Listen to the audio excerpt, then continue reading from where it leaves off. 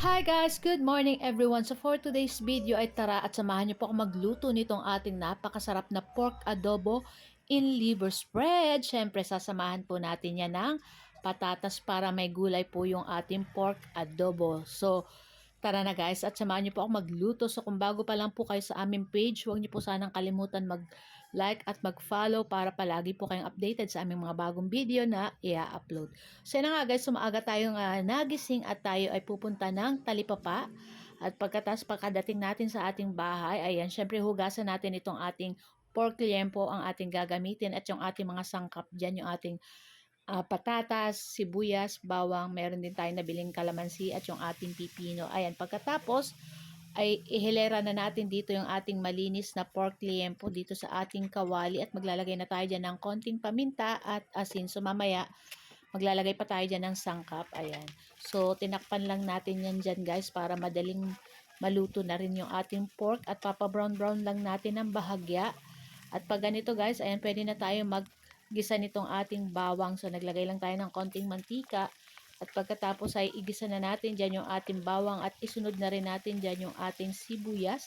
And syempre halu-haluin na natin yan kasama na ng ating pork yung ating bawang at sibuyas. Pagkatapos lagay na tayo ng ating buong paminta at yung ating laurel. Pagkatapos naglagay na rin tayo ng toyo. At ayan, maglalagay rin po tayo ng oyster sauce para talagang yummy itong ating pork adobo. So maglalagay rin po ako ng 2 teaspoon na sugar. Ayan, optional po yan. Kung ayaw nyo pong lagyan ng sugar, okay lang po yan. Para sa akin, mas masarap po yung medyo matamis-tamis ng konti sa ating pork adobo. So ayan na nga, at halu-haluin lang po natin yan. At pagkatapos ay mamaya, tatakpan lang din natin yan guys para madaling maluto. So ayun na nga, at maglalagay tayo nitong ating nabiling sukang tuba na may konting sili-sili. Ayan.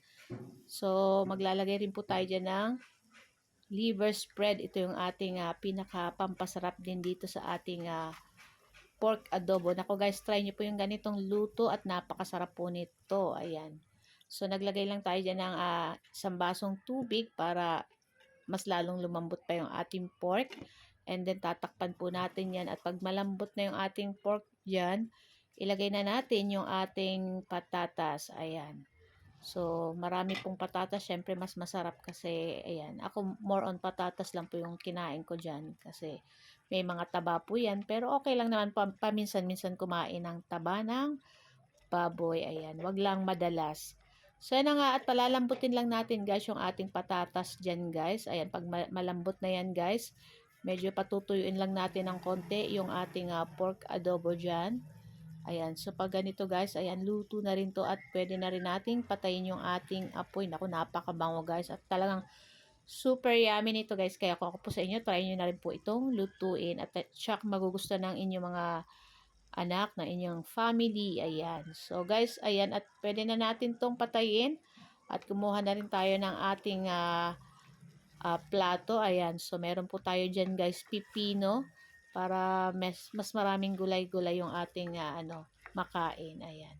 Syempre minsan pag ang anak natin ay mahilig talaga, hindi maiwasan na mahilig talaga sila sa mga meat. Kaya ako naglalagay na ako ng maraming gulay po sa aking mga niluluto. And syempre ayan na nga. At ilagay na natin sa ating plato itong ating pork adobo in liver spread. Nako, napakasarap po nito guys. So guys, ito lang po ang aming video today at sana po ay nag-enjoy kayo. Huwag niyo po sanang kalimutan mag-like, mag-comment at pa-share na rin po ng ating video.